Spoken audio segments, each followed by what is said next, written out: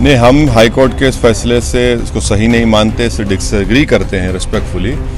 और इसलिए डिसएग्री करते हैं कि संविधान के जो फंडामेंटल राइट्स हैं, freedom of religion, freedom of culture, freedom of conscience, freedom of expression का, ये उसको सस्पेंड करता है। जो तुमने नहीं सुना, जो तुमने अपने कानों में उंगलियां लगा ली, वो ओवैसी सुन लिया और ओवैसी पुकार रहा है कि जब तक दुनिया बाकी रहेगी हम टोपी पहनेंगे, हिजाब पहनेंगे, नकाब पहनेंगे, दाढ़ी छोड़ेंगे, कोई भाई का लाल हमको नहीं रोक सकता इंशाअल्लाह ताला।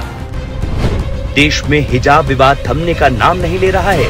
कर्नाटक हाईकोर्ट ने हिजाब मामले में फैसला सुनाते हुए स्कूल कॉलेजों में हिजाब पर बैन लगा दिया है, जिसके बाद सांसद असदुद्दीन ओवैसी ने कोर्ट पर जबरदस्त टिप्पणी कर दी, जिसके बाद बवाल मच गया है। कर्नाटक हाईकोर्ट ने हिजाब को इस्लाम धर्म का जरूरी हिस्सा नहीं माना है और स्कूल कॉलेजों में हिजाब पर प्रतिबंध लगा दिया है, जिसके बाद देश में सियासत तेज हो गई है। MIM चीफ असदुद्दीन ओवैसी ने कर्नाटक हाईकोर्ट के फैसले से असहमति जाहिर की है। नहीं, हम हाई कोर्ट के इस फैसले से इसको सही नहीं मानते, इससे डिसएग्री करते हैं रिस्पेक्टफुली।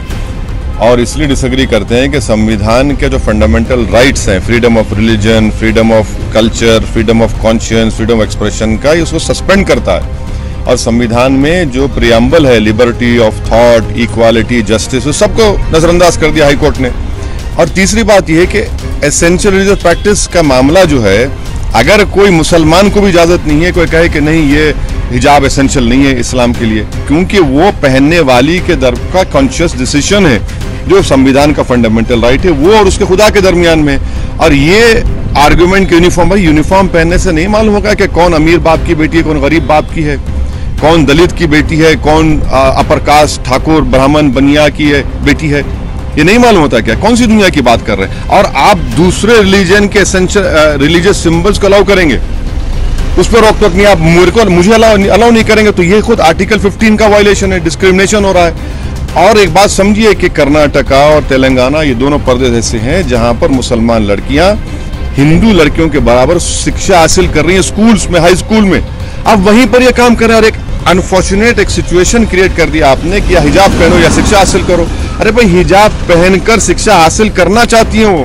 कर्नाटका में कई ऐसे इंजीनियरिंग कॉलेजेस हैं जहां पर एक मुस्लिम लड़की ने, हम देखा कि 12 उसने गोल्ड मेडल जीते हैं इंजीनियरिंग कॉलेज में। क्या हिजाब उसको रोका?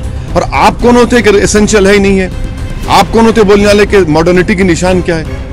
आप तय करेंगे मैं जिंदगी कैसे गुजारूंगा। ओवैसी ने ट्वीट करते हुए लिखा, मैं कर्नाटक हाईकोर्ट के फैसले से सहमत नहीं हूँ। फैसले से असहमत होना मेरा हक है। मुझे उम्मीद है कि याचिकाकर्ता सुप्रीम कोर्ट जाएंगे।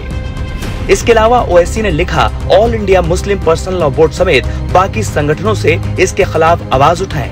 हिजाब पर कर्नाटक हाईकोर्ट के फैसले के बाद देश में फिर से विरोध प्रदर्शन शुरू हो गए हैं। देश के मौलाना भी कर्नाटक हाईकोर्ट के फैसले से सहमत नहीं है। मौलाना खालिद रशीद फिरंगी महली ने कर्नाटक हाईकोर्ट के फैसले के बाद सुप्रीम कोर्ट जाने की बात कही है।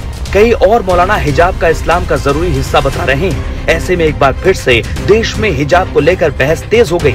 सोशल मीडिया पर भी अलग तरह की टिप्पणियां सामने आ रही हैं। ट्विटर पर इंग्लैंड के एक स्कूल की तस्वीर वायरल हो रही है, जिसमें मुस्लिम लड़की हिजाब पहनकर अपनी स्कर्ट पहने दोस्त के साथ खड़ी है। सवाल यही है कि जब एक धर्म का लिबास पहनकर संवैधानिक कुर्सी पर बैठा जा सकता है, तो फिर स्कूल कॉलेजों में हिजाब क्यों नहीं पहना जा सकता है? ऐसे तो फिर बस अस्पताल में, बाजार में भी हिजाब पहनने पर बैन लगाने की मांग होने लगेगी।